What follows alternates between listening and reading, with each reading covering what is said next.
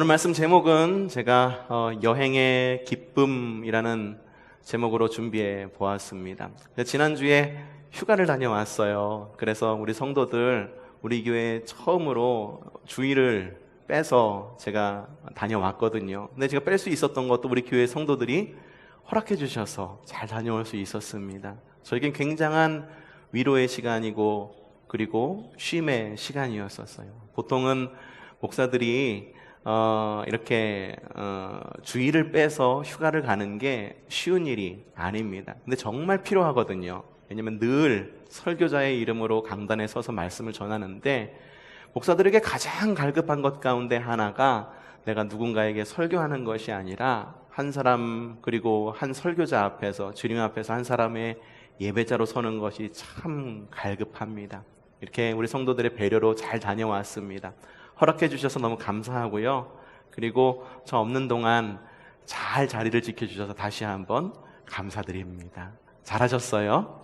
예, 잘하셨습니다. 감사합니다. 그래서 오늘은 말씀을 전할 때 다녀온 여행에 대한 이야기를 좀 전해드릴까 합니다.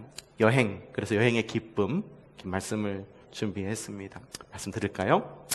보통의 경우 여행을 떠날 때 목표를 갖고 떠나게 됩니다. 하와이에 가서 서핑을 배워야지, 아니면은 유럽을 좀 돌아보며 종교개혁지들을 좀 돌아봐야겠다라고 하는 목적을, 분명한 목적을 갖고 여행을 떠나게 됩니다. 이러한 목표를 위해서 계획을 세우죠. 여행지 정보를 알아보고 숙소를 예약하고 이동수단을 검토하게 됩니다. 이번에 저희 가정은 여름 휴가로 안동을 다녀왔습니다. 안동이라고 하는 곳은 들어가는 그 도시 초입에 크게 뭐라고 써 있냐 하면 정신문화의 수도라고 쓰여져 있어요. 유교의 기본 정신인 성리학의 본고장이 바로 안동입니다. 유명한 것 그리고 유명한 사람들도 꽤 많습니다. 퇴계 이황의 도산서원, 여러분 익숙치 않는 분들도 있을지는 모르겠지만 다 익숙한 거예요. 왠지 아십니까? 여러분 가지고 있는 1,000원짜리 지폐 보면은 할아버지 한 분이 계시죠? 그분이 퇴계 이황이시고 뒤를 돌아 딱 1,000원짜리를 뒤집어 보면은 무슨 건물이 있을 겁니다. 그 건물이 바로 도산서원입니다. 그게 안동에 있는 거예요.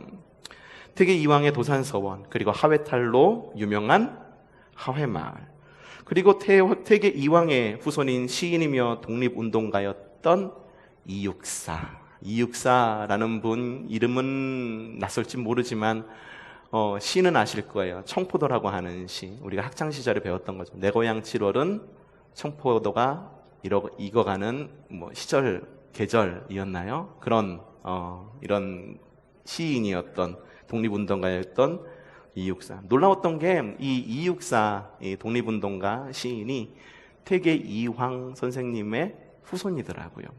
대를 이어서 나라를 위해서 힘썼다라고 하는 것, 정말 큰 감동이 있는 그런 대목이었었습니다. 각종 먹거리들도 많습니다. 안동하면 떠오르는 먹거리 뭐가 있으신가요? 간고등어 여러분들은 떠오르시죠? 우리 젊은 사람들은 안동 찜닭이 떠오를 것입니다. 헛제사밥이라고 있어요.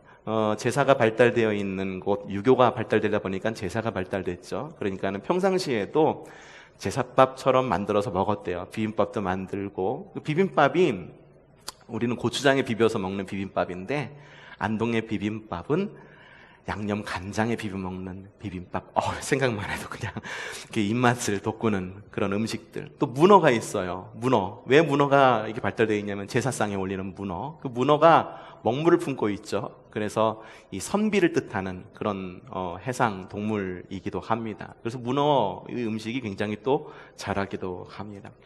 저희 가족은요, 이 안동이라는 것을 휴가의 목적지로 삼은 것이 굉장히 큰 그런 만족을 가지고 있었습니다. 여행 계획들이 무사히 진행되기를 원했고 안전하게 집으로 돌아오기를 바랬습니다. TV 프로그램을 이렇게 검색해보고 각종 서적을 검색해보니까 최근 들어서 안동이라고 하는 지역에 대한 여행 정보들이 굉장히 많더라고요. 그래서 그것도 다 찾아봤어요. 이곳에 가면 뭘 해야겠다. 그래, 이걸 하면 되겠구나. 이곳에 가보면 되겠구나. 이걸 먹으면 되겠구나. 굉장히 많은 준비를 했습니다. 아마도 우리 모두는 저와 같은 마음일 것입니다. 어느 곳에 여행을 갈 때 큰 맘 먹고 떠나게 되니 여행의 계획들이 무사히 진행되기를 바라고 여행이 모두 끝나고 안전하게 집에 돌아오기를 바랍니다. 하지만 이러한 목표는요, 여러 상황들에 의해서 계획대로 진행되지만은 않습니다. 변덕스러운 날씨, 현장의 상황, 그리고 내 자신의 몸의 컨디션 등으로 계획을 완벽하게 진행하기란 쉽지 않은 일로 여겨지기도 합니다. 이번에 저 여름 휴가도 내내 비가 내렸어요. 내내 비가 내려갖고 하지 못한 것들이 너무 많았어요. 도산서원 가보고 싶었지만 가보지 못했습니다. 하회마을 가보고 싶었지만 비가 너무 많이 내려서 비 쨍한 날에 돌아가서 비가 안 오는 해가 쨍한 날에 들어가서 다 둘러보는 데만 1시간 반 정도 걸린다고 그러는데 우리의 일회를 데리고 돌아다니기에는 너무 긴 코스고 하회마을도 못 가봤습니다. 그냥 안동 간 고등어는 먹었을까요? 그것도 못 먹었습니다. 안동 찜닭은요, 찜닭도 먹어보지 못하고 그토록 좋아하는 해산물인 문어도 또한 먹어보지 못했습니다. 안동에 가서 먹은 음식이라곤 고작 안동국시 하나였었습니다. 이 안동에 나오는 국수는요, 우리가 먹는 국수하고 조금 달라요. 밀이 귀해가지고 밀에다가 뭐를 섞었다고 그랬죠? 뭐를 섞었죠? 특별한 가루를 섞는데 이게 감자는 아닌데 이 옥수수 가루도 아니고 콩가루를 섞어서 먹어서 좀 면의 탄력이 좀 이렇게 조금 떨어져요. 하지만 쑥쑥쑥 넘어가고 그리고 좀 심심한 맛의 특별한 안동국수 하나 건졌습니다. 아무것도 못하고 안동국수 하나밖에 못 먹었습니다. 그리고 어디 가보고 싶은 것 또한 가보지도 못했어요. 자, 그렇다고 말한다면은 저는 이번 휴가 실패한 휴가였을까요? 여러분들의 생각은 어떻습니까? 이왕이면은 다 누렸으면 좋았을 걸 많이 못 누려서 좀 아쉽기는 했습니다만 저는 결코 이 휴가가 실패한 여행이었다라고 생각하지는 않았습니다. 예상치 못한 여행 일정의 변경으로 오히려 색다르고 새로운 교훈을 얻는 시간이었었습니다. 도산서원에 너무 가보고 싶었어요. 1,000원짜리 지폐에 있는 바로 그 도산서원. 하지만 도산서원에 가보지 못한 대신에 고택을 멋지게 리모델링한 한 북카페, 가일서가라고 하는 북카페에 들려서 가족들과 함께 오붓하고 좋은 시간을 가졌고 도산서원을 가지 못했지만 병산서원이라고 하는 곳을 갔습니다. 이렇게 말하고 보니까는 서원이라고 하는 말이 계속 나와요. 이 서원이란 뭐냐 하면은요, 조선시대에 세워진 사립학교가 서원입니다.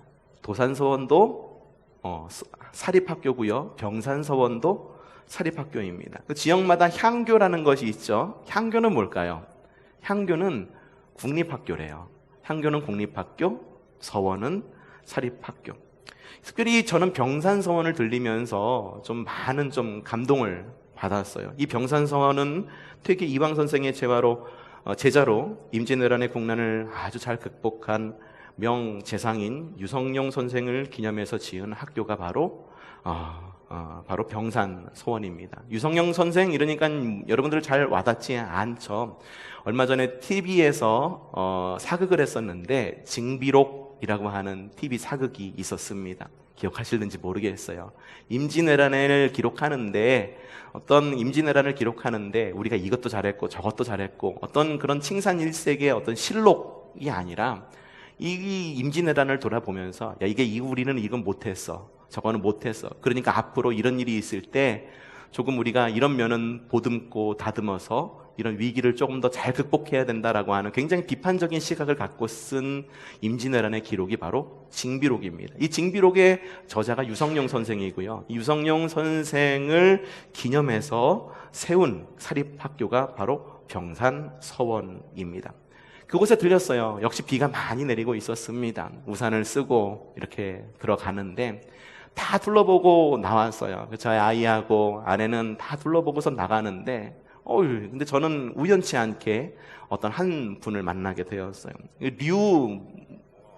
무시기라고 류 아무개라고 하는 분이셨었어요. 류씨셨어요. 뭐가 쭉 떠오르지 않습니까? 그곳이 유성룡 선생의 유성룡 선생을 기념해서 만든 사립학교 서원이었고, 그곳에서 만난 분이 류 아무개 분이셨다라고 하는 거죠.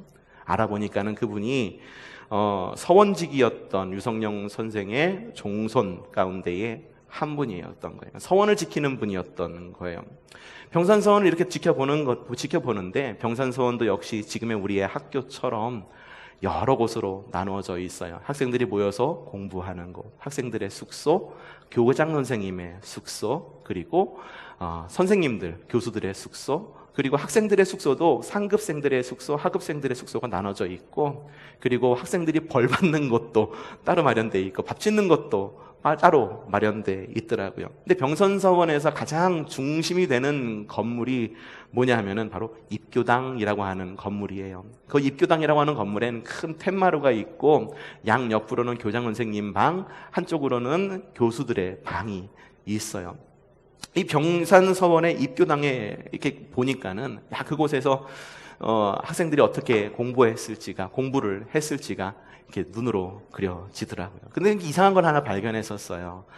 그 병산서원 굉장히 오래된 건물이죠. 조선시대 때부터 있었던 건물이기 때문에 굉장히 오래된 건물이었는데, 최근에 뭔가 쓴 듯한 사람들의 이름이 쭉 적혀 있는 거예요. 세로로 한자로 한지에다 적어가지고선 벽에다가 붙여놓은 것을 발견할 수가 있었어요. 너무 궁금했었어요. 저게 뭘까?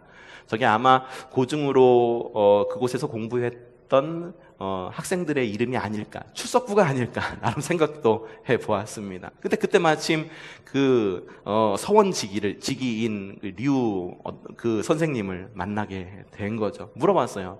저게 뭔가요? 물어보니까는 그분이 얘기하기를 제사를 모시는 분들의 명단입니다 라고 저에게 이야기를 하더라고요. 저는 저희 가정이 제대 손선, 저희 증조 할머니 때부터 기독교 집안이었기 때문에 제사 별로 익숙하지가 않습니다. 오히려 추모 예배, 추도 예배가 저희에겐 더 익숙합니다. 그래서 제사 하면은 그게 어떻게 진행이 될까 참 궁금했는데, 그분이 저에게 설명해 주시기를 제사는 한 사람이 지내는 게 아니라 각자 다 맡은 임무가 있다라고 하는 거죠. 어떤 분은 술을 따르는 분이 있고, 어떤 분은 절을 할 때 옆에서 받쳐주는 분이 있고, 어떤 분은 뭐를 낭독하는 분이 있고, 어떤 분은 제사 밥을 준비하는 분이 있고, 그래서 역할이 굉장히 많다라고 하는 거예요. 그래서 그 역할과 그리고 그걸 맡은 사람들의 이름을 세로로다가 쭉 적어 놓은 거예요.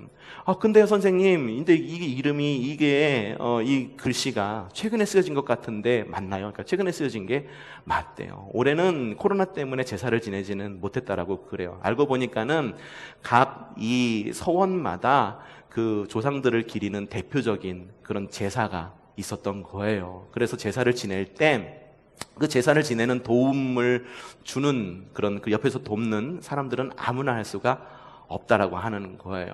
여러 종손들이 모여가지고 이번에는 뭘 하는 분은 누구를 모시고 그래서 사회 각계각층에 유명한 분들을 모셔서 그 유명한 분들이 술을 따르기도 하고 술을 올리기도 하고 제사를 그렇게 드린다라고 이야기를 하더라고요.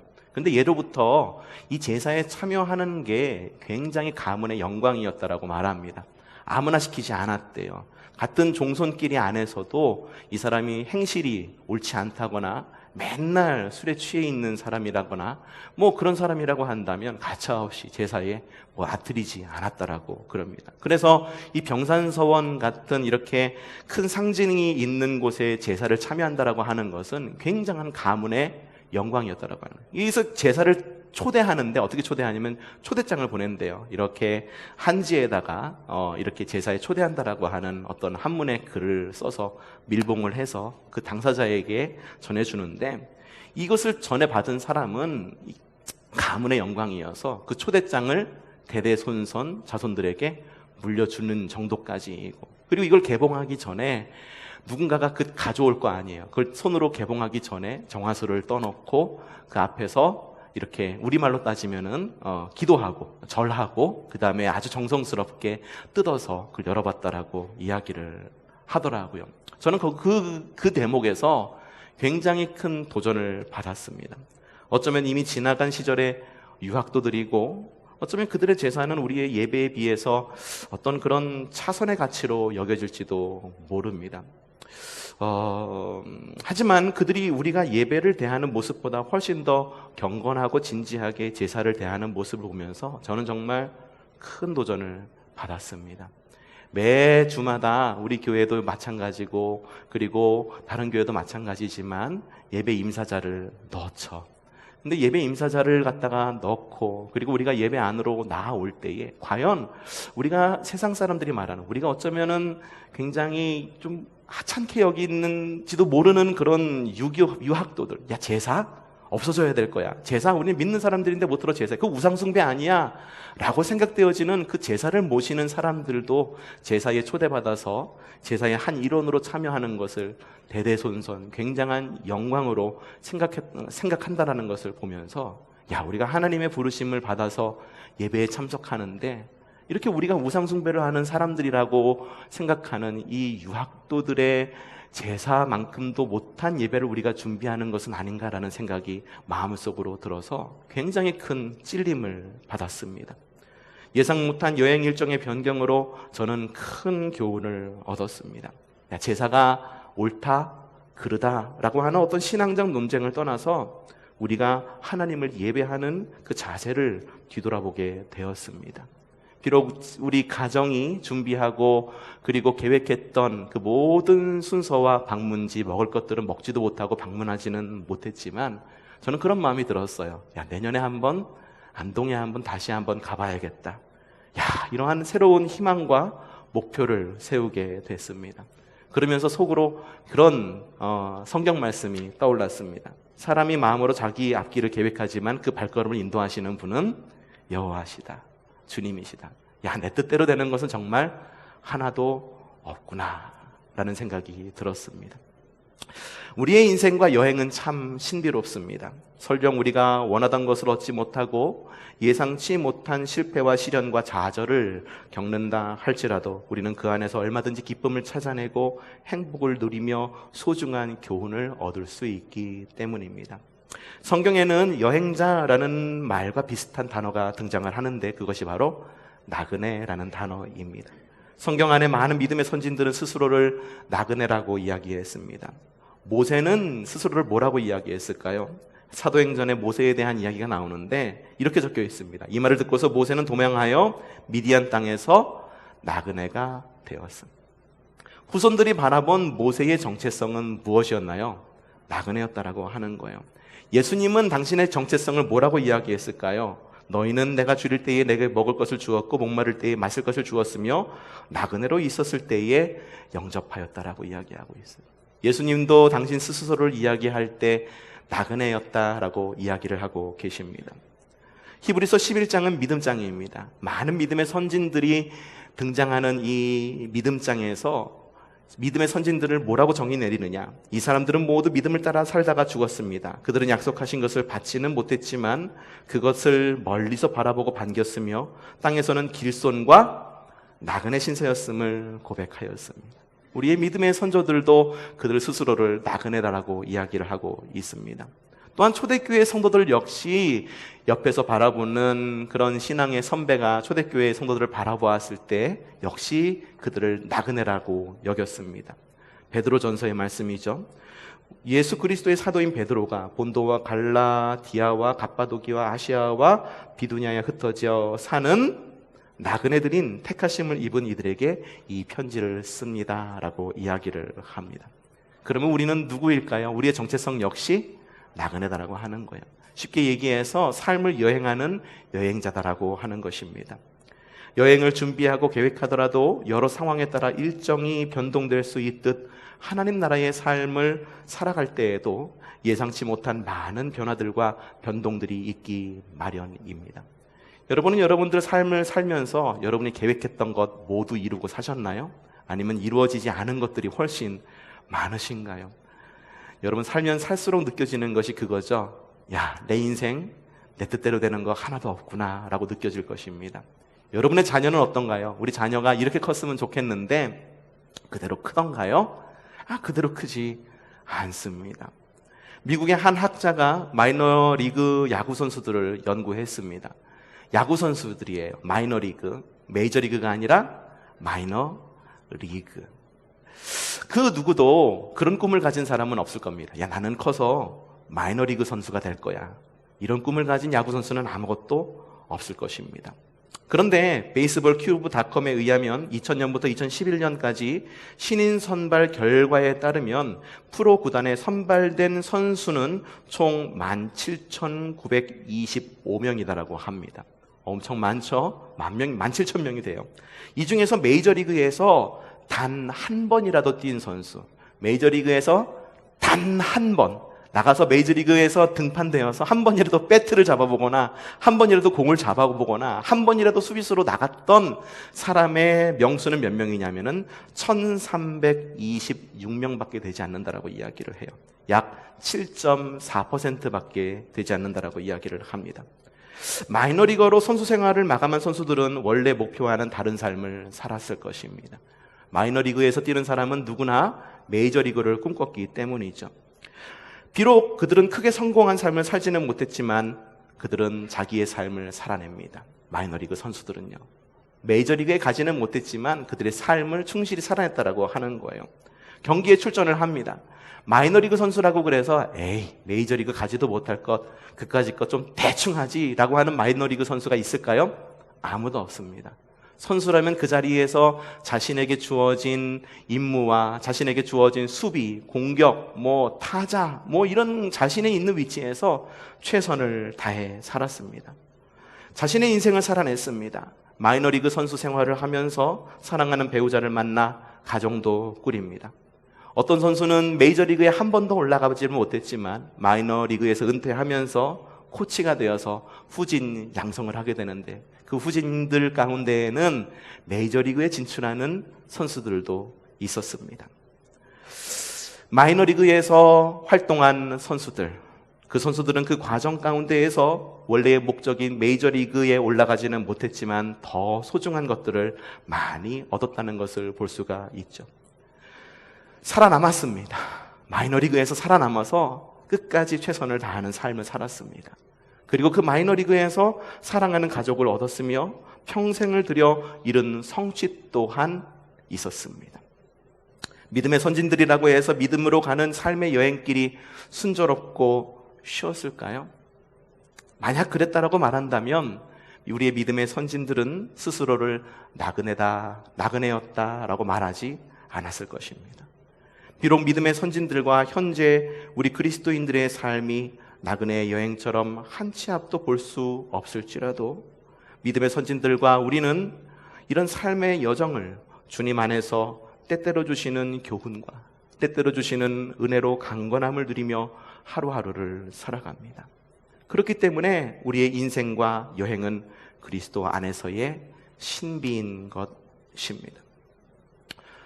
이번 여름 휴가를 가면서 라디오를 틀 때마다 나오는 노래가 있었는데 그 노래의 제목 옛날에 있었던 것을 갖다가 새로 리메이크한 곡이기도 하고 새로 만들어진 곡이기도 한데 그 노래를 부른 가수가 있었어요. 싹쓸이라고 하는 가수가 있었어요. 싹쓸이라고 하는 가수 혹시 들어보셨나요? 있어요. 저 MBC라고 하는 그런 방송국에서 놀면 뭐하니 해서 유재석 중심으로 해가지고선 이렇게 공백 기간에 놀면 뭐하니 그래서 그럼 일거리를 주어주고 하는 프로젝트를 만들어서 그렇게 하는 프로그램이 있거든요. 거기서 싹쓸이라고 하는 팀을 구성하게 됩니다. 유재석, 이효리, 디 이렇게 세 명을 모아서 싹쓸이예요. 싹쓸이 그래가지고 싹쓸이거든요. 이 싹쓸이가 발표한 곡이 이번 여름에 굉장히 히트를 했습니다. 지붕킥이라고 하는데 음원을 발표하자마자 그냥 1위로 쭉 그냥 올라가 버리는 그런 굉장한 기이한 형상까지 나오게 되었죠. 근데 그 방송 가운데 그 방송을 보면서 제가 좀 굉장히 마음이 짠했던 부분, 그리고 굉장히 조금 나에게 마음의 위로가 되었던 그런 부분들이 꽤 많이 나왔어요. 노래는 굉장히 신나거든요. 근데 젊은이들은 그 노래를 들을 때 와 신난다라고 듣는데 중년, 이제 우리와 저 같은 중년의 사람이 들으면은요, 눈물이 그렇게 나와요. 아, 우리에게도 그런 시절이 있었는데, 그러면서, 야, 그때 맞아. 그랬었지. 그때 여름은 그랬었지. 그래, 다시 여름 바닷가를 돌아간다고 한다면 어떻게 할까라고 하는 그런 추억에 젖어서 노래를 듣게 됩니다. 유재석, 이효리, 비가, 차를 타고 가면서 그런 이야기들을 나눠요. 뭐냐면은 이 프로그램을 하러, 스케줄을 하러 가는데 누군가가 그렇게 이야기합니다. 야, 우리 지금 이렇게 스케줄 없었으면은 그냥 훌쩍 차 끌고 바닷가로 여행 가면 좋겠다라고 이야기를 해요. 그러면서 과거를 이야기해요. 야, 옛날에는 참 그러기도 많이 했었잖아 라고 말하니까 유재석이 이렇게 이야기합니다. 나는 여행을 하고 싶었지만 그때 돈이 없어서 여행을 가지 못했어 라고 이야기를 하더라고요. 이효리가 이야기합니다. 어머 오빠, 나는 그 여행 가고 싶었는데, 그렇게 여행 가고 싶었는데 나는 시간이 없어서 오빠 라고 이야기를 합니다. 그때 옆에서 비가 이야기를 합니다. 아유 누나, 형, 저는요 함께할 친구가 없어서 여행을 가지 못했어요 라고 이야기를 하는 것을 볼 수가 있었어요. 불평으로 여겨집니까? 지금 가고 싶은데 가지 못한다라고 하는 불평으로 여겨집니까? 저는 그렇게 여겨지지 않았어요. 야, 세상살이 내 뜻대로 되는 것 아무것도 없구나. 그때는 젊어서 무엇인가를 해보고 싶었는데 그때 상황이 여의치 않아서, 누군가에게는 재정이 없어서, 누군가에게는 시간이 없어서, 누군가에게는 친구가 없어서 함께하지 못했던 그 시절의 그 상황을 떠올리면서 지금을 굉장히 소중히 여기고, 그리고 지금의 여정들, 그들이 싹쓸이라고 하는 그런 팀을 구성해서 다니는 그 여정들을 열심히 사는 모습을 보면서 오히려 야, 굉장히 대단하다. 그리고 그때의 시간, 그리고 지금의 시간을 모두 다 소중하게 사용하는구나 라고 하는 그런 마음이 들었습니다. 어쩌면 우리의 삶의 모든 일들은 내 뜻대로 되는 일은 그리 많아 보이지는 않습니다. 앞서도 이야기했지만 직장 생활도 내 맘대로 되지 않습니다. 자녀들의 진로와 결혼 또한 내 맘대로 되지 않습니다. 노후 대책 내 맘대로 되던가요?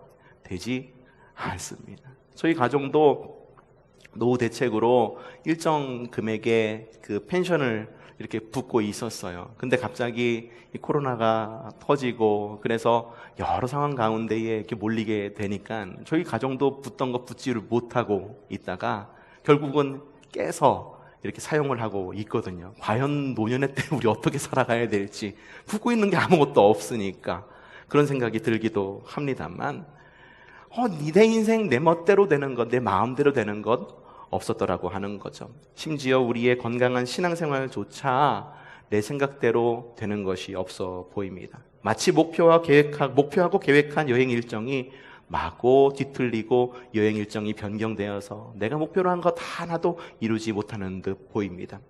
하지만 여행 일정이 계획과 달라진다 할지라도 또 다른 길에서 소중한 교훈과 깨달음과 만남을 얻듯 우리의 인생 여정에서도 비록 계획과는 다른 길을 걸어왔을지라도 값진 교훈들을 얻어왔습니다. 그리고 값진 깨달음들을 얻어왔고 여러 만남들을 통해서 그리고 가정들을 이루고 그리고 직장도 얻고 그리고 지금까지 살아왔음을 돌아보게 됩니다. 그리고 경험이 풍부한 여행자들이 상황의 변화에 따라 새로운 여정을 만들어가듯 우리 역시 삶의 경험들을 통해서 상황들의 변화에 흔들리지 않고 계획을 수정하고 새로운 계획을 개척하여서 살아왔고 걸어온 삶은 차곡차곡 쌓여서 지금의 우리를 존재하게 했습니다. 그렇기 때문에 그 누구의 과거의 삶도 가치가 없는 삶은 없는 것입니다. 여러분들 한 사람 한 사람의 삶은 여러분들이 볼 때 어떤 삶일지는 모르지만 과거에 걸어왔던 그 행적들로 인해서 지금의 가치를 이룬 것이기 때문에 여러분들의 삶은 소중했던다라고 이야기하는 거죠. 그렇기 때문에 그 누구의 과거의 삶도 가치 없는 삶은 없습니다. 과거의 흔적이 메이저리거가 아니어도 괜찮습니다. 현재의 삶은 어떻습니까? 현재의 삶도 마찬가지입니다. 메이저리거로 살지 못하고 있다라고 해서 그것이 존재의 가치를 평가할 수 있는 것은 아닙니다. 마이너리거라고 해서 최선을 다하지 않는 것은 아니죠. 그럼에도 불구하고 현재의 기쁨으로 여행을 해 나가고 있는 것이 우리의 삶의 모습이니까 말이죠. 메이저리거가 되지 못한 것에 대한 스스로의 위로로 느껴지십니까?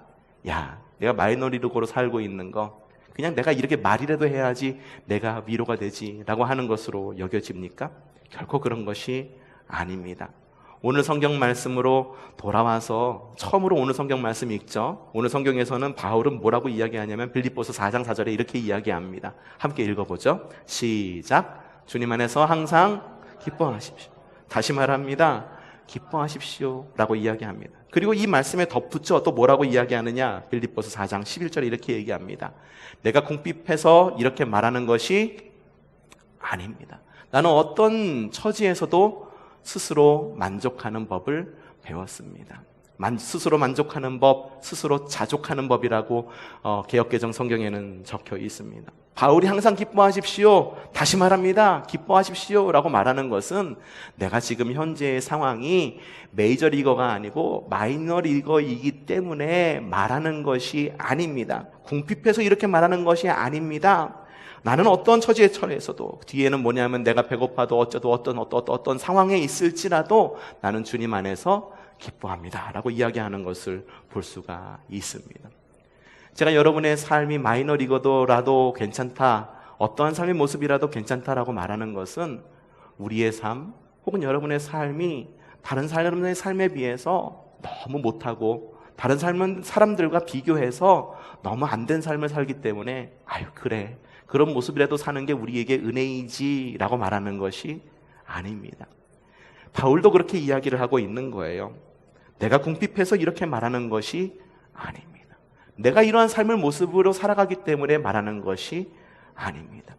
왜냐하면 바울이 말한 주님께서 주시는 이 기쁨은 현재의 상황에 감사하고 열심으로 살아가며 현재에 자족하는 그리스도인들에게 주시는 주님의 복이기 때문입니다. 여러분들의 삶 가운데 기쁨이 있기를 원합니까? 오늘의 이 말씀의 제목이 뭡니까? 여행의 기쁨이죠. 여행의 기쁨. 다른 말로 바꾸면 이런 말로 바꿀 수도 있을지도 모르겠어요. 내 삶의 기쁨. 삶의 여정의 기쁨. 어쩌면 우리의 삶이 녹록하지 못하고, 어쩌면 재정적으로, 어쩌면 환경적으로, 어쩌면 관계적으로 굉장히 힘든 상황 가운데에 있을지도 모릅니다.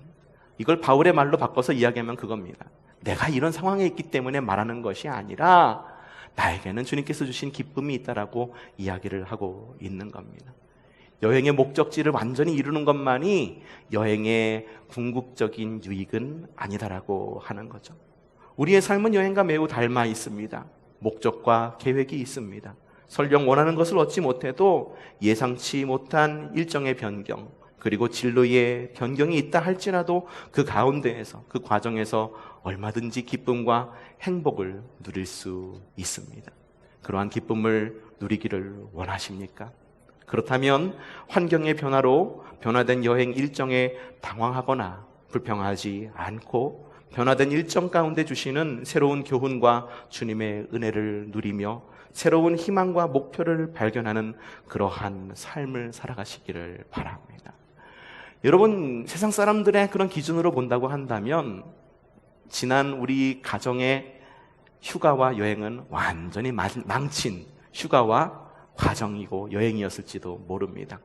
그런데 생각의 틀을 조금 바꾸니까 그 가운데에서 병산서원을 들려서 얻은 교훈은 다른 곳에서 얻지 못했던 완전히 새롭고 좋은 교훈이었다라고 하는 거죠.